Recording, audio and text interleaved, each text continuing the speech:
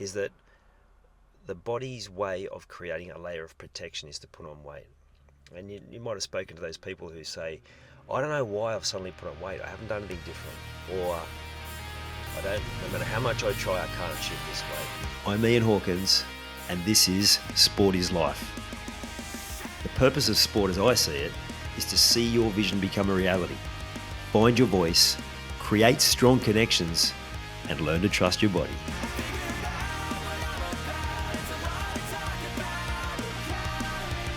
I noticed in the news this week, Jelena Dokic has her book out talking about her career.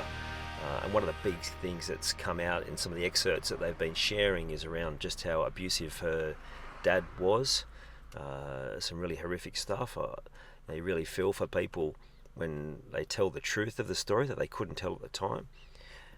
I want to talk about two things. One is that it's knowing that when you see people going through different things and they're acting in a certain way, it's important not to jump to conclusions and assumptions around what's going on for them and how they are behaving, because people who are behaving how you may perceive badly is because they've got needs not being met, and what she would have been going through at the time was a complete lack of connection, no certainty, because like she said, her dad was unpredictable and would fly off the handle and be abusive. So she got that need. There's so many different things playing out that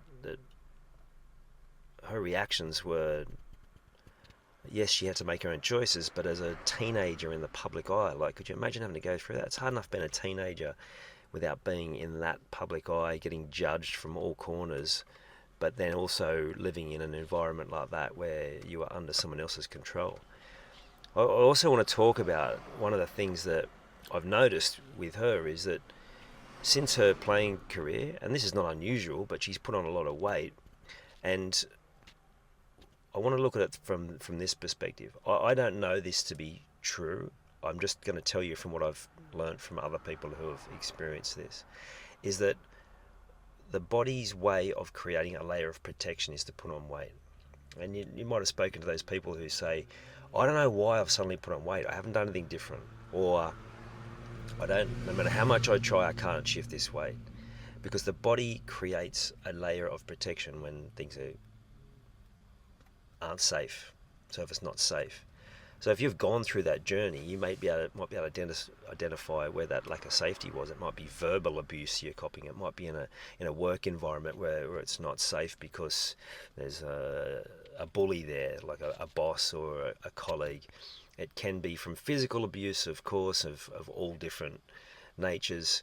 And when you can address the root of that lack of safety, it's amazing how the weight just falls off. I went through this myself when I broke my leg badly. I put on about 20 kilos back when I was about 2021. And the lack of safety, I can only imagine, was that, well, one, I nearly died. Like I had a near-death experience, which is probably for another episode. But also, like, I couldn't do the things I usually do. Apologies, I'm just in the car waiting for my son at an appointment, so making the most of every opportunity here. So you've got the cars going past. I'm going to have these windows cracked because it's pretty warm here. So yeah, apologies for the car and truck noise on occasions. So I guess also at the time was like not being able to run, like not being able to move. Like that would feel unsafe for a young man who depends biologically on having that ability. But also, like, I found that I found it quite challenging because there were times where I didn't really feel like I was getting support like I needed, and that was usually at home. I don't know why I thought that it'd be any different, because I was getting support, but when you're in that sort of state and you're emotional and you're feeling helpless, you kind of want people to go above and beyond, and that's just not the reality. It's not. It's just not how things go, right? So, but it doesn't mean that I wasn't still hurt from those different things, and being able to come out the other side and get mobile would have had a huge impact, of course. So if you're someone that has had weight on at different times, you've struggled to shift it. Maybe you have shifted it now. I'd love to hear how you addressed it. But maybe you feel like you're running the same pattern. It'd be worth looking at what level of safety are you trying to create by having that barrier around your body? What needs to be addressed so that you don't have that necessity to have that, creating that safety barrier? What at a subconscious level is happening that you don't feel safe? Is it from previous verbal abuse? Or did you go through a situation where you felt completely alone and it wasn't particularly safe? Was there a time, I know people who went through the pandemic time where they might have lost their job and the lack of safety might have been around financial safety, a lack of security, and I've seen people put on weight. It could have been all sorts of things that played out in that time. It was like our generation's World War, right? So there's lots of different elements of lack of safety.